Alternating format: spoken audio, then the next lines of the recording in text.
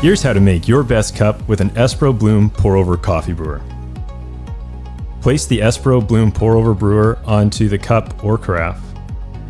Insert the Espro Bloom pour-over paper filter and add 16.5 grams of finely ground coffee into the Bloom pour-over brewer.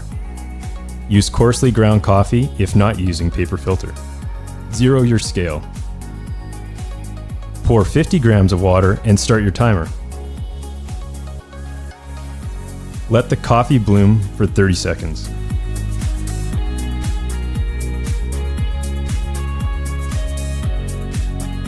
Pour an additional 260 grams of hot water in even circular motions around the outside of the paper filter.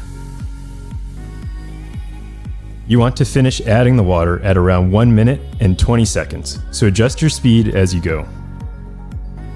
Let the brewer continue the extraction. This should finish at approximately 2 minutes. Remove the Bloom pour-over brewer and enjoy your best cup.